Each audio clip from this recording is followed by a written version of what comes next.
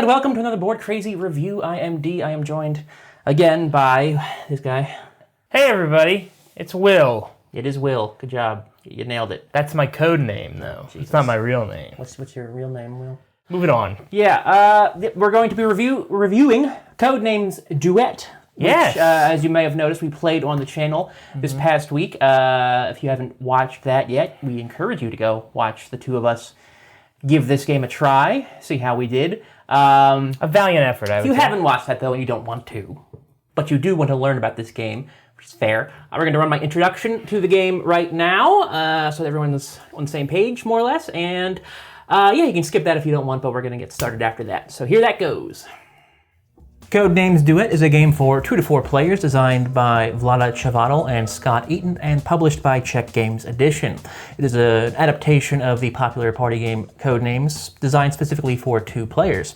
In Duet, the players are covert operatives whose goal is to try and contact all of the secret agents while avoiding the assassins before time runs out. As in regular Codenames, the game board is comprised of 25 randomly selected word cards assembled into a 5x5 grid. The key card is set up between the players so they can only see one side. Each side shows the locations of some of the agents, bystanders, and assassins. In a standard game, 9 of the timer tokens are set near the board bystander side up. To play the game, players take turns giving 1 clue at a time, with the intention of getting their partners to guess the correct location of agents on the grid as dictated by their side of the key card. A clue is comprised of a single word, which is related to 1 or more of the word cards, and then the number of word cards that clue pertains to. Once the clue is given, then the guesser makes their guesses. If they correctly guess the location of an agent, then one of the agent tokens gets placed on that word and removes it from the game.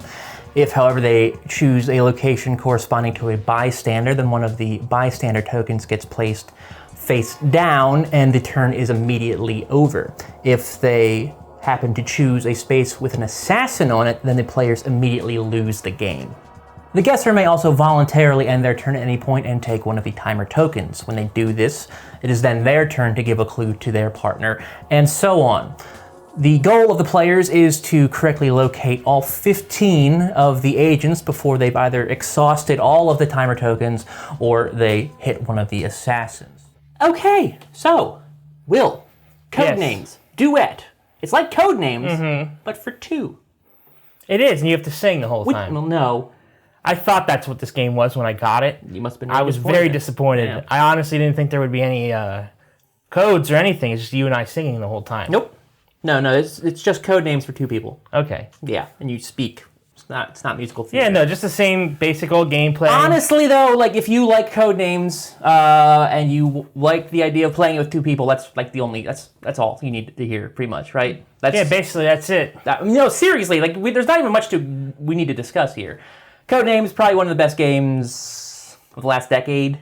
Probably. Well, best like party games, fun games with your friends, tabletop. Casual. Yeah, but it's... You got words, you give clues and numbers. It's incredibly simple and it's incredibly fun. It's a tremendous game. But we haven't played it on this channel, obviously, because really you need at least 4 people to play regular Codenames. Yeah. You can't do it with... Or you can do it with fewer, but it's kind of an awkward thing. It's not It's not the same experience. No, it's not.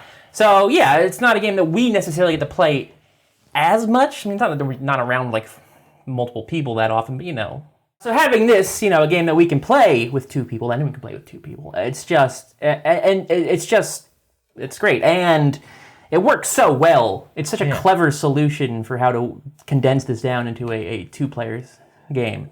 We both share the board. Mm-hmm. We both are trading off, giving clues and taking clues, answering, trying to figure it out. And then the cards, they did a really great job in their design. The, what are they called? The key cards? Key cards, yep. Because each key card is double-sided, and they work for any game you play, any setup. You just set up your 5x5 grid.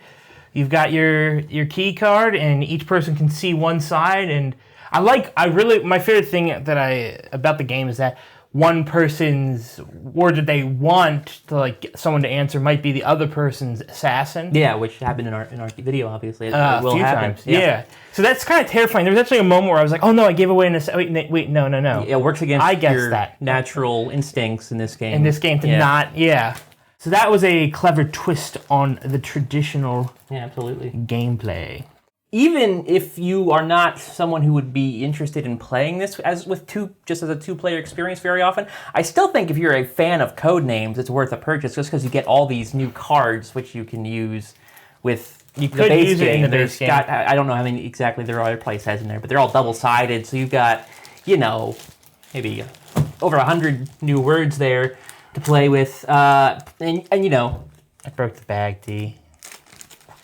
And I guess you could actually use these in the base game too to like mark like the blank spaces that aren't anything. Mm-hmm. But yeah, I like these. Well, you don't need to. The game comes with civilian or whatever they call it. What are they called? Bystanders tokens. These are really cool because obviously the game's trying to have a bit more of a theme. Mm-hmm. So it is like if you guess one of the ones that's neither the assassin nor word you're going for, it's considered a bystander, which basically like in the story means that you like ran into an innocent person on your mission and all that. And it doesn't really mean anything, the wrong guy. But it's cool that you can put them down and they have individual artwork for each one. But I also like that on the flip side, they're basically timers. Mm-hmm. So every time someone passes in this game, you have to take one of these, and there's only 9 and you can make it easier by adding more. I think they give you up to 12. Or make it harder by using less. Using fewer, we'll kind of get to in a moment here, but fewer. But I do like that timer aspect. It adds more tense. It makes the game definitely a lot more tense. In this setting. Without it, it would be pointless. It would be way too easy. Either you win or you get the assassin. Yeah, because you're not racing against another team of people. Yeah, you need some sort of not like some sort of competition. In this game, in this case, it's the game itself is providing it. It's giving you its own restriction. Like, hey, you've got this long, and it makes sense, I guess, in some. If going with the very loose theme, vague theme that they keep, like the spy theme they keep using, which admittedly, at least they go for, they got like the fictional spies sort of on the cards there and everything. You honestly get the most of the theme in the rule book. Yeah. When you're going through the rule book, it like goes out its way to be like, oh, you got an assassin. That means you ran into someone in a dark alley and like, you got stabbed or something. You now have this mission thing, that too, which also ties in, which I think is really cool. So it actually, it gives you an additional way of replaying this game instead of just kind of playing it as like a one-off experience. Now you've got missions. You start in Prague with the basic difficulty, 9 timers or whatever, and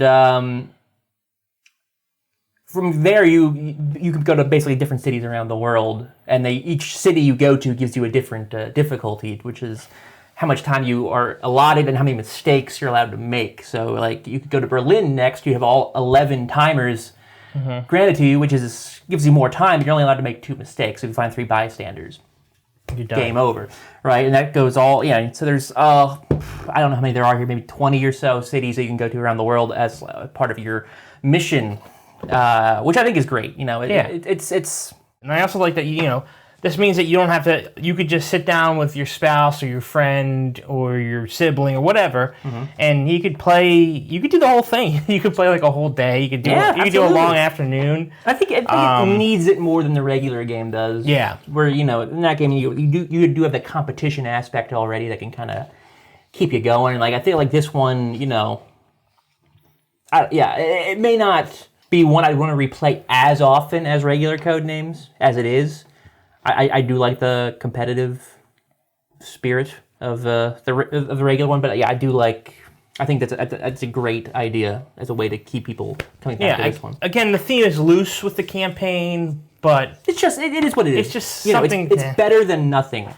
But yeah, other than that, it's Codenames. Fun. It's Codenames, and exactly, it's great. Codenames is great. Yeah. Codenames Duet is great. If you like Codenames, buy this game. Yeah. So anything else to mention even before we just do final thoughts?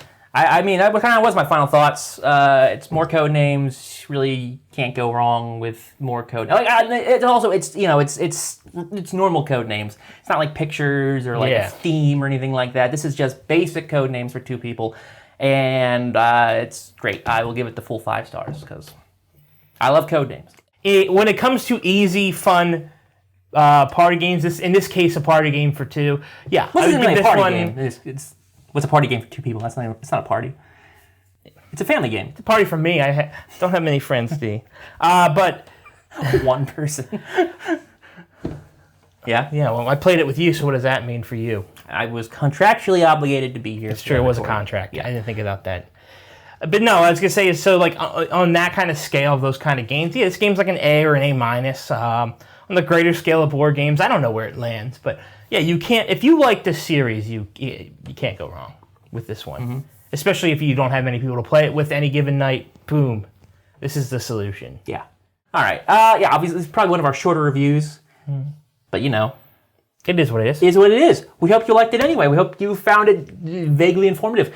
If you did, please like, comment, subscribe, share. Notification bell, you can click on that to get the immediate update whenever our videos get posted. And that's probably everything. You can also check out our social media links in the description below. Facebook, Twitter, and Instagram are all linked to there. If you want to check those out, give us a follow. I just made a post on Instagram. You did. Apparently, you also went for like a 2-mile run before you did this video. Gotta stay in shape. And anyway, come back this Friday for our next game. I'm not certain what we'll be doing. We have a handful that we can pick I suspect we'll be doing some painting, but I'm not going to say anything for sure yet. But and Graham should be back. Fingers crossed. So until then, thank you again for watching, everybody. Bye. Say bye, Will. You said Graham should be back? He should be back. We don't know. We'll see. Yeah, it's all up to the judge. So, yes, see ya.